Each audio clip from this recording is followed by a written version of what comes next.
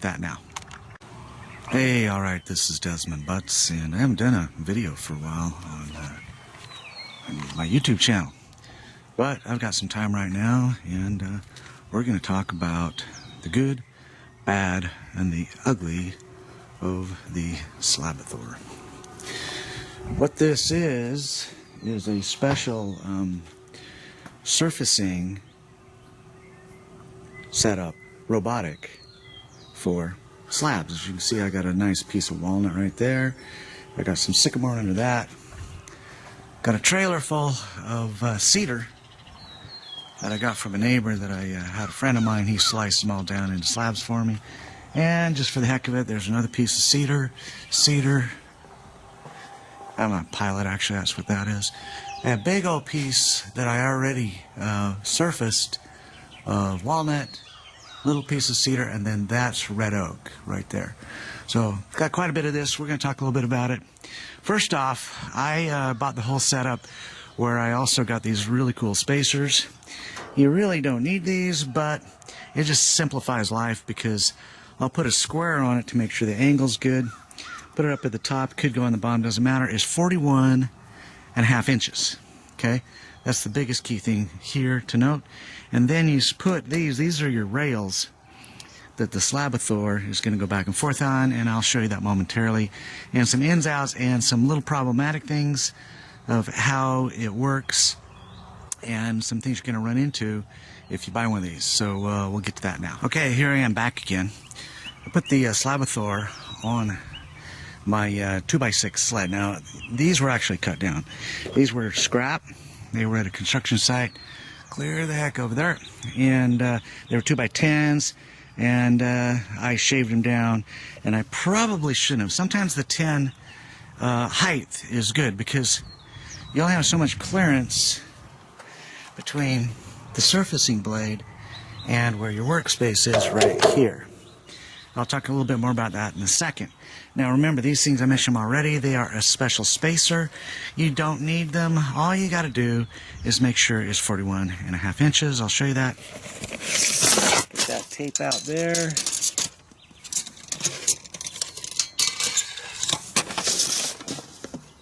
There you go.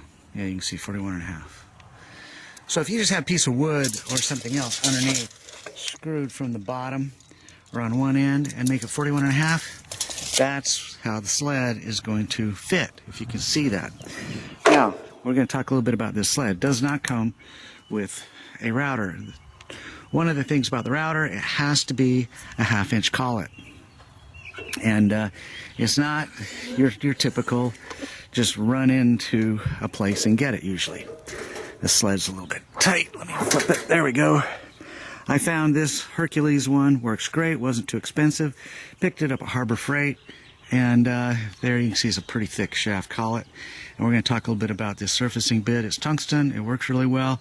You can see I have used the heck out of it. Need to get a screwdriver there and just kind of clean it up. However, this shaft, if your rails are high and you're not touching your wood, do not pull this out. That shaft or that surfacing router bit needs to be in like this. Don't put it in like that. You'll get a harmonic imbalance on this. You'll vibrate the hell out of everything, and it'll totally ruin your day. Believe me, I found out. So don't do that. Put it in a normal bit. Take whatever you're going to use for your surface, and you have to have two really good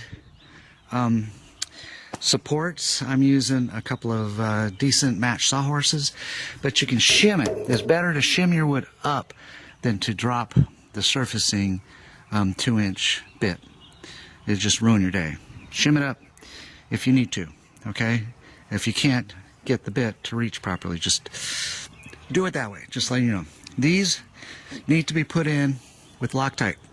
You're going to get a whole bunch of these, basically inline skate wheels. If you don't put these in with Loctite, eventually they will vibrate out. These here need to be pulled out and put in with Loctite. I've had these screws, all of these screws, vibrate and fall out. Put them in with Loctite Blue.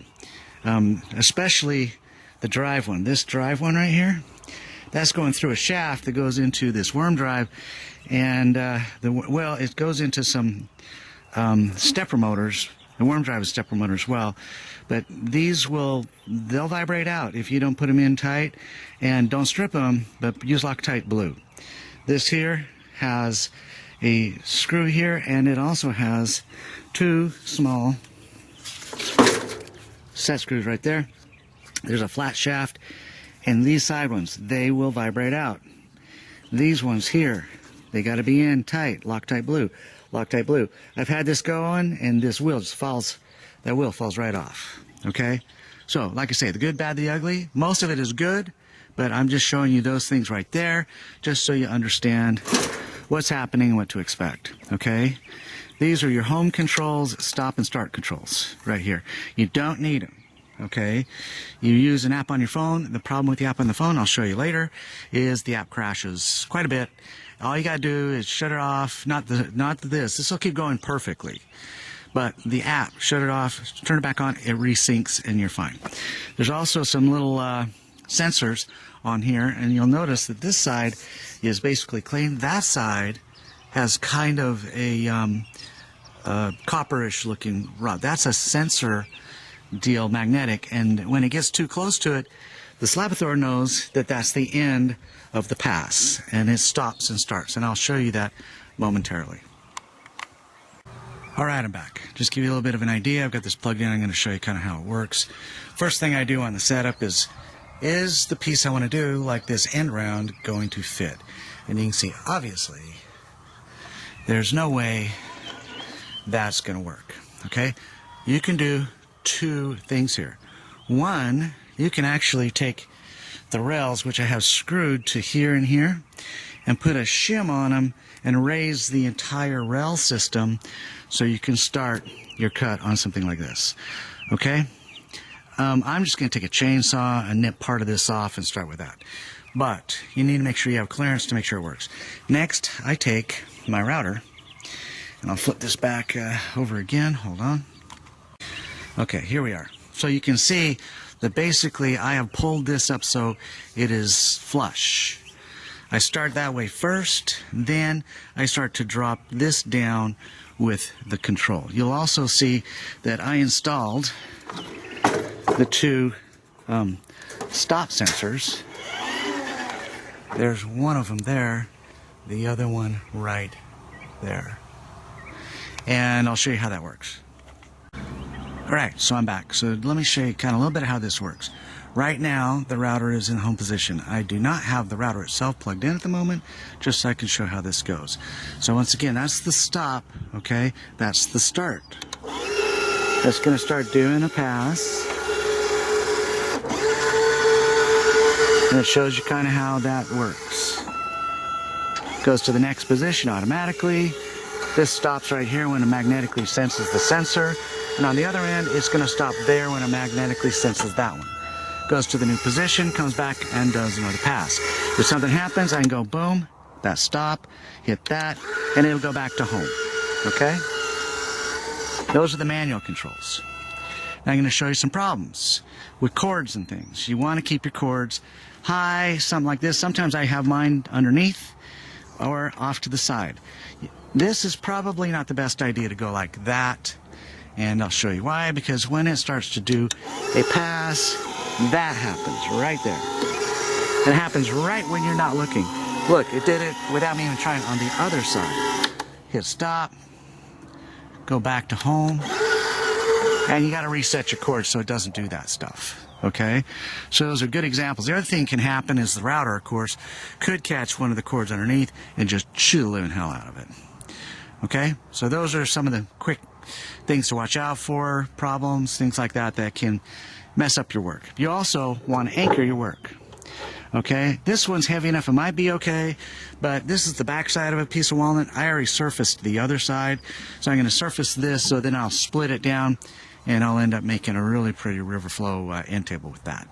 So I'll continue where I'll show you it running here in a minute. Okay, here we have the Slabathor app on your iPhone. Let me close it for a sec. It looks like this little icon right there.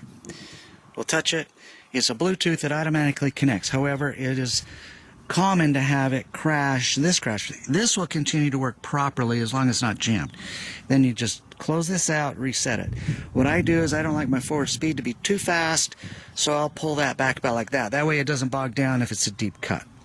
Okay? If you go here and you hit jog in or jog home, it changes the homing position. So I don't really want it to start clear over there, so I'm going to keep on doing this. Okay, that's going to be closer to the position. I may reposition the wood slightly. Okay, that's going to be my position. I hit set, cut, start, and that puts the home position right where I set it there. If I want to, I already showed you green is go over there, but also green is go here. There you go. See, it got caught on my doggone cord again, just like I said it would. I moved the cord over here, and hopefully that takes care of that. I always do the back pass faster because the back pass just smooths out the first pass.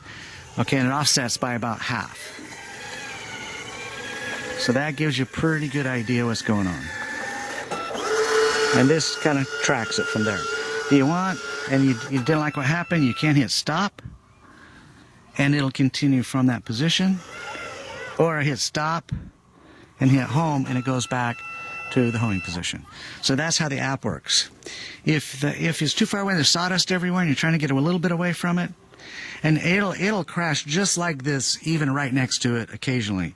So let me show you what you do if it does. If this goes, well, we'll crash it on purpose by walking too far away, and it'll give a disconnect, and it'll all turn. Okay, there it goes. See, it says disconnected and it crashed.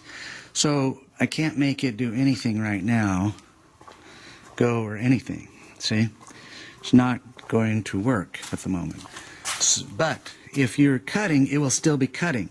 That's good and bad. Is good to the point that if you're watching it, you know, it's not stopping in the middle of your work.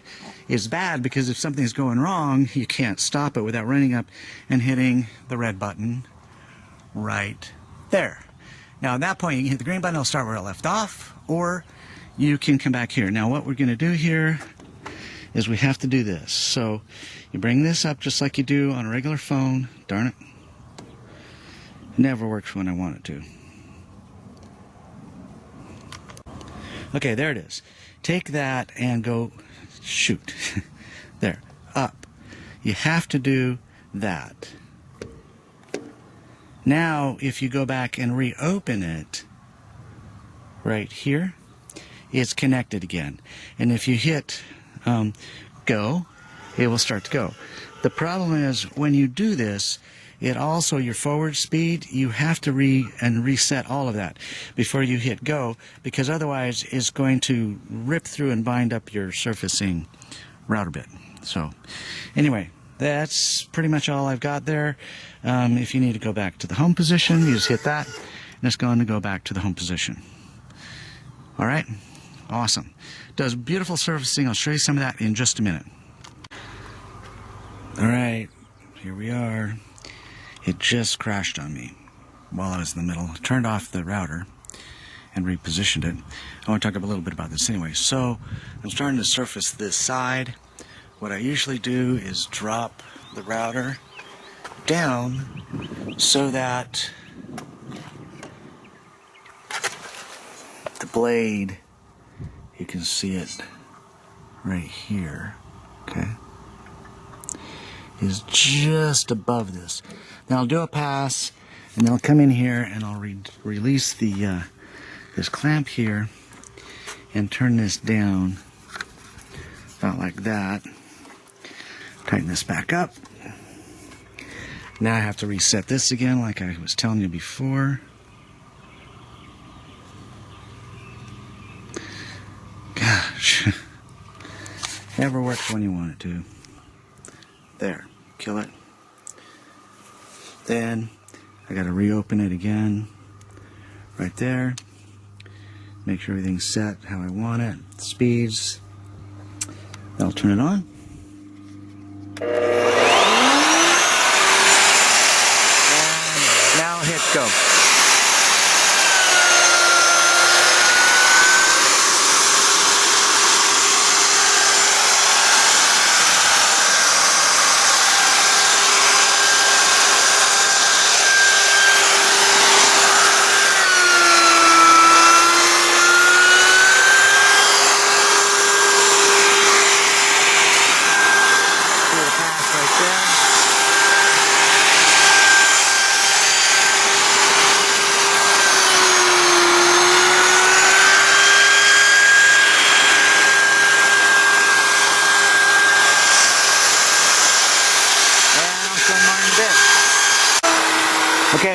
problem going to be happening here shortly.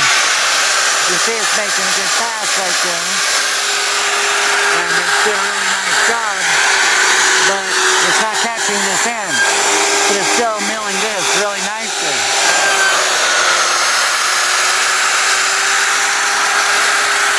See right here, the router is bottomed out.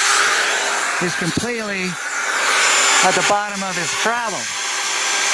So what I'm going to have to do here is to finish this slab is to shim it, and I'll bring the router surfacing bit all the way up, put 2 boards underneath it, anchor it, then restart from scratch to get down the last little bit of depth to get the whole thing smooth and flat on this particular side. I'll show you that when it's finished.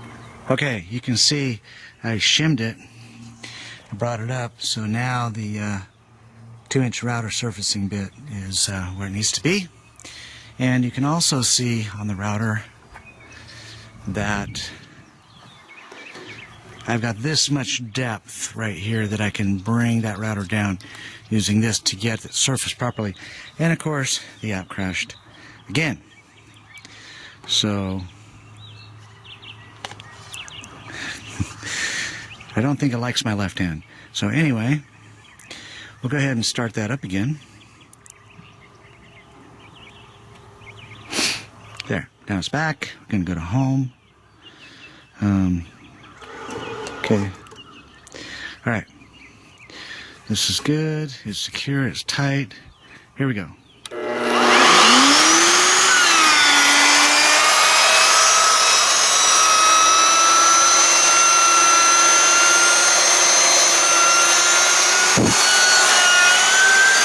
And I will show it to you when it's finished. Okay, here we go. So there's the finished piece. Got some cool little wormholes in it, but a little nice piece of walnut. There's that side. I did the other side previously, so you got some kind of cool character to this side. Probably slice it down the middle. This will be flat on this. The other side will be flat on the surface, but these two make a river flow between the two. And when I'm done, I'll kind of show you how this is going to turn out, because I did one recently. Let me go show you that. These are some other pieces we did. These are some rounds. Piece of cedar, I'm going to make a guitar bass out of that. And this is actually from the end of that same piece of wood that I just did. And that piece as well was an end. I didn't split. I pocketed it with a CNC mill. And it turned out to be a really beautiful little end table. Anyway, that's my take on Slabathor, the good, the bad, and the ugly. Works fantastic other than a few glitches. And make sure you use some Loctite glue on those screws or they will come out on you. Thanks.